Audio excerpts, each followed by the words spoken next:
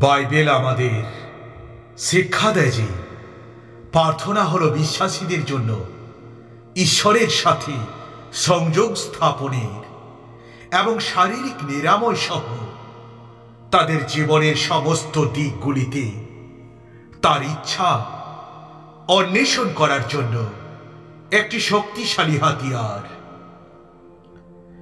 Bible পদে বলা হয়েছে, তোমাদের মধ্যে কেউ কি কষ্ট পাচ্ছে, তাকে প্রার্থনা করতে দাও। কেউ কি প্রফুল্ল, তাকে প্রশংসা গাইতে দাও। তোমাদের মধ্যে কেউ কি অসুস্থ, তাকে গির্জার প্রবীণদের ডেকে পাঠাতে দাও।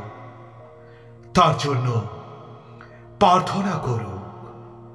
প্রভুর নামে তাকে তেল দিয়ে অভিষেক করুক এবং বিশ্বাসের প্রার্থনা অসুস্থ ব্যক্তিকে বাঁচাবে এবং প্রভু তাকে ওঠাবেন।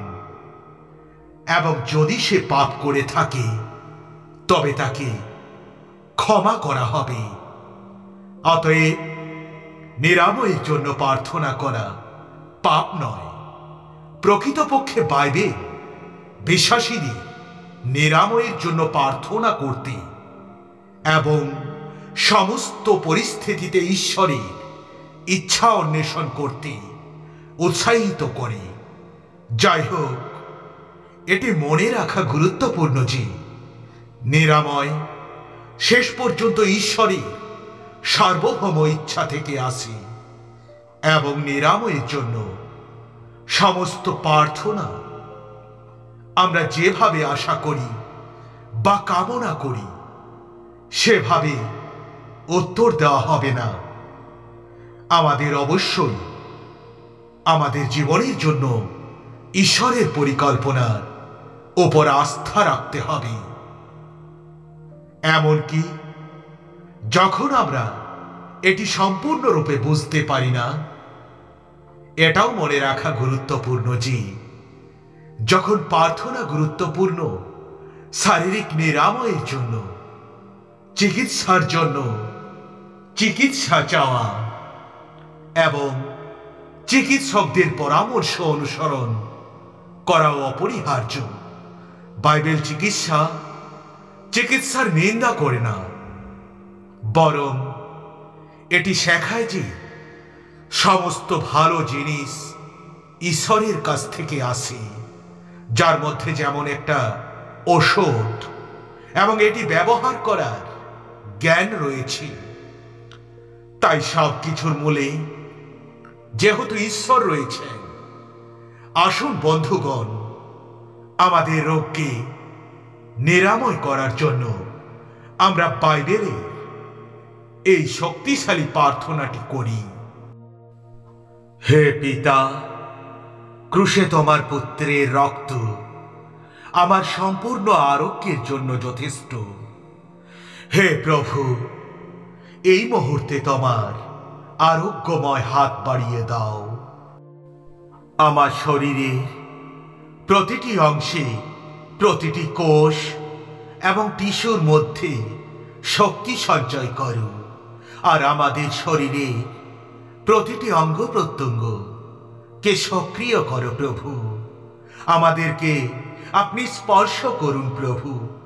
হে পিতা, আমার শরীরের মাথা থেকে পা পর্যন্ত যেখানে ব্যথা বা যন্ত্রণা রয়েছে সেখানে ছুঁয়ে দাও প্রভু।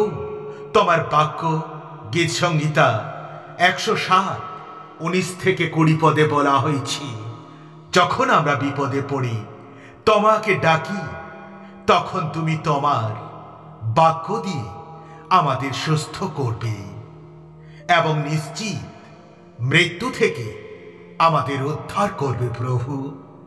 হে পিতা, বাইবেলে আমি অনেক অলৌকিক আরোগ্যের কথা পড়েছি এবং আমি বিশ্বাস করি যে তুমি আজও একইভাবে আরোগ্য করছো। আমি বিশ্বাস করি যে এমন কোনো অসুস্থতা নেই যা তুমি সুস্থ করতে পারবে না। সমস্ত বাইবেল তোমাকে মদ্যের মধ্য থেকে পুনরুত্থিত করার কথা বলে, তাই আমি এই পরিস্থিতিতে আমার সুস্থতার জন্য অনুরোধ করছি। হে সর্বশক্তিমান প্রভু, তুমি আমার আত্মা এবং দেহের আরোগ্যকারী। তুমি এই সেই ঈশ্বর যিনি নিচে রাখেন এবং উপরে তোলেন, যিনি শাস্তি দেন এবং আরোগ্য করেন।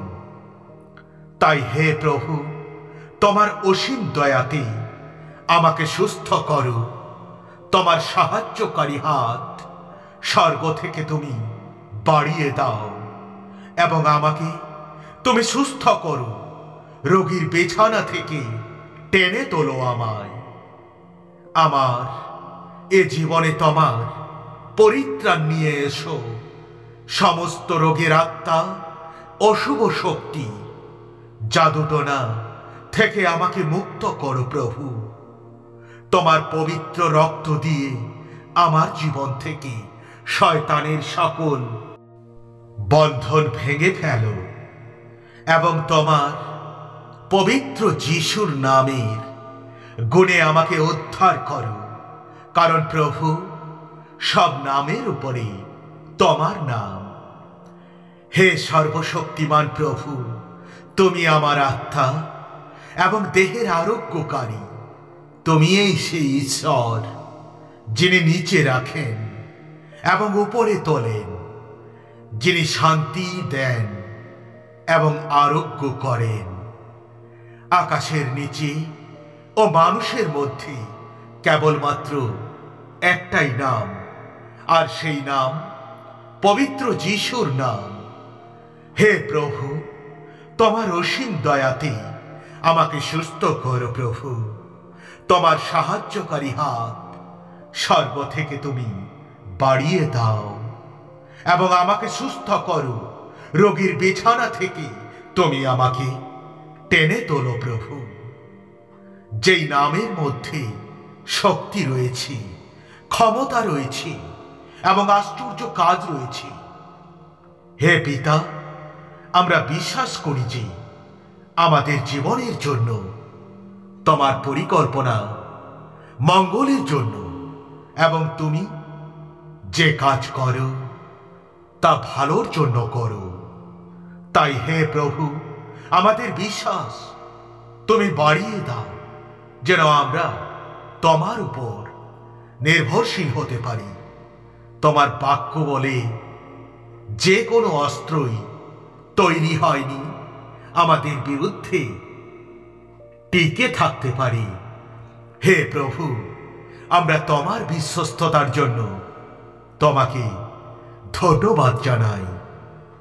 তোমার করুণা এবং অবিরাম ভালোবাসা সব সময় আমাদের সাথে থাকুক।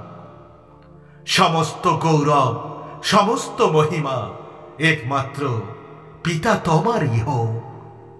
প্রভু যিশুর শক্তিশালী নামে আমরা এই প্রার্থনা করি। আমিন।